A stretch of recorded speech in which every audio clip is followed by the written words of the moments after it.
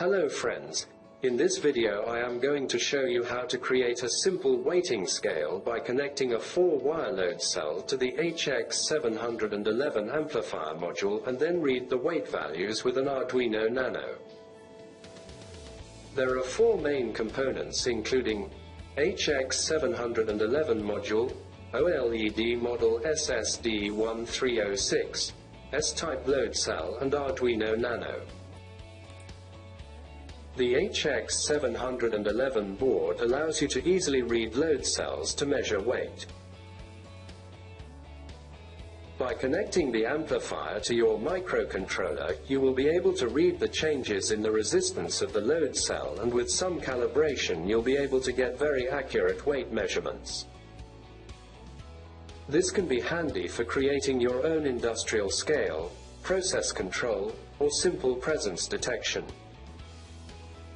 The HX711 uses a 2-wire interface clock and data for communication.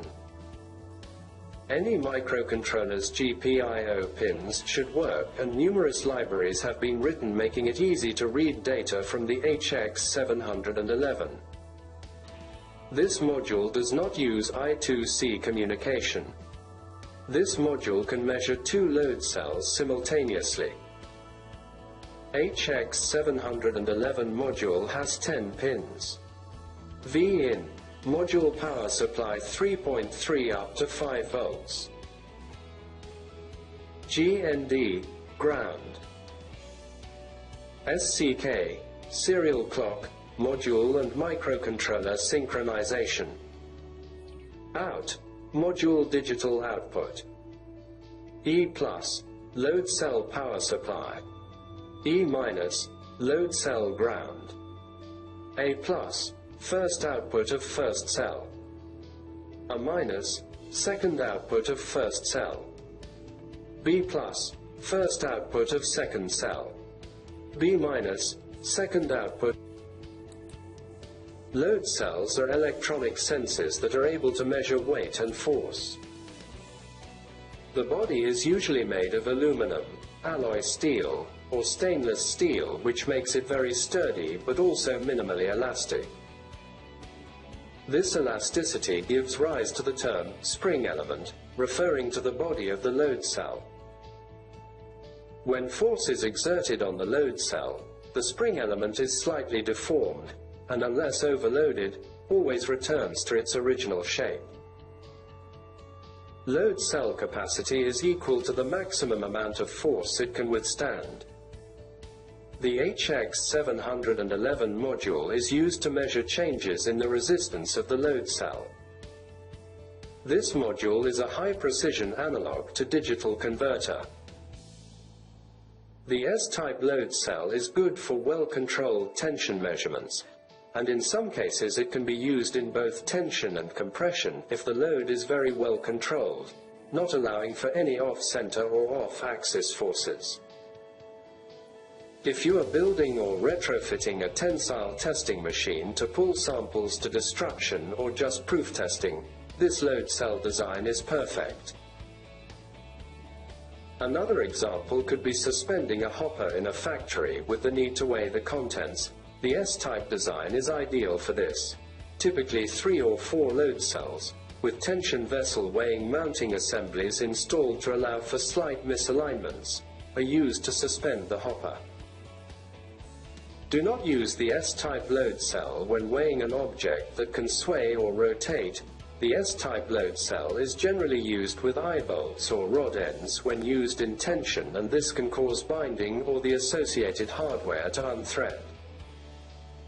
Or when the load cell will be used in both tension and compression, and accuracy in compression is critical. The rated non-linearity is only guaranteed when used in tension from most manufacturers. It is common for the compression results to be 2x out of the published specification. In this case, we'd recommend a shear web type of load cell. Load cells use a 4-wire Wheatstone bridge to connect to the HX711. These are commonly colored red, black, white, green, and yellow. Each color corresponds to the conventional color coding of load cells. Red, excitation plus or VCC. Black, excitation minus or GND. White, amplifier plus, signal plus, or output plus. Green, a minus, S minus, or O minus. Yellow, shield. The yellow pin acts as an optional input that is not hooked up to the strain gauge, but is utilized to ground and shield against outside EMI, electromagnetic interference. Please keep in mind that some load cells might have slight variations in color coding. For this tutorial I am going to use the 25 kilograms module. The 4-wire load cell has a full Wheatstone bridge embedded into it.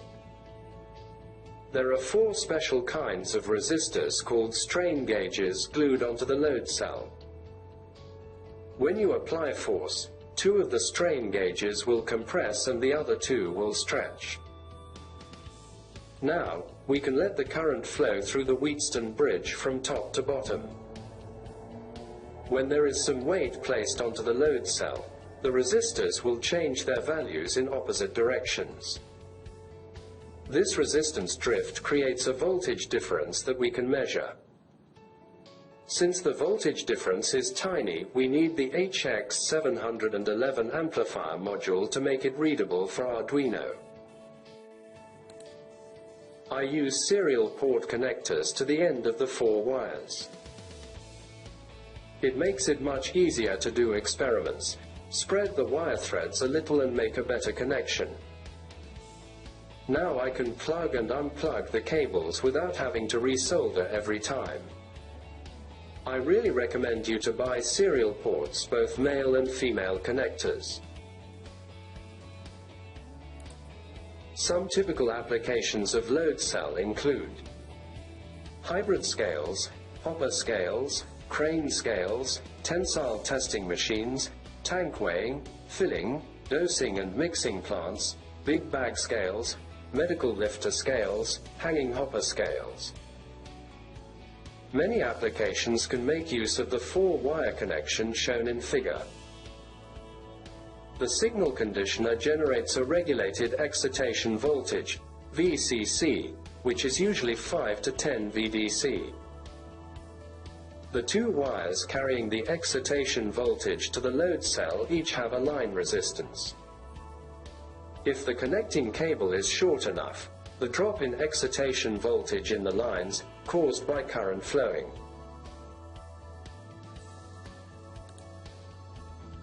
The organic light emitting diode, OLED, display that we'll use in this tutorial is the SSD1306 model. A monocolor, 0.96-inch display with 128 × 64 pixels as shown in the following figure. The OLED display doesn't require backlight, which results in a very nice contrast in dark environments. Additionally, its pixels consume energy only when they are on, so the OLED display consumes less power when compared with other displays. The model we're using here has only 4 pins and communicates with the Arduino using I2C communication protocol. There are models that come with an extra reset pin. There are also other OLED displays that communicate using SPI communication. Because the OLED display uses I2C communication protocol, wiring is very simple. You just need to connect to the Arduino NANO I2C pins as shown in the table below. In this schematic diagram, there is components connected to each other. The role of push button in this diagram is reset the weighting scale and set it on 0 in order to be ready for measuring the weight without any measuring error.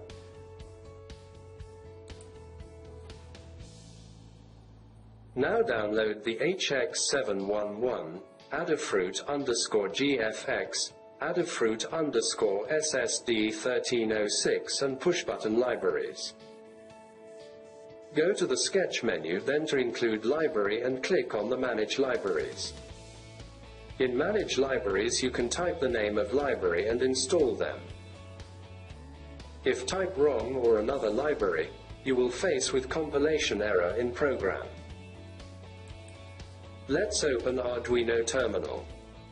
It's crucial to select the correct baud rate. It is 57.2 kilobits per second for this example. If you don't do this, you will only see meaningless forms in the terminal window. Let's upload the code in Arduino Nano board.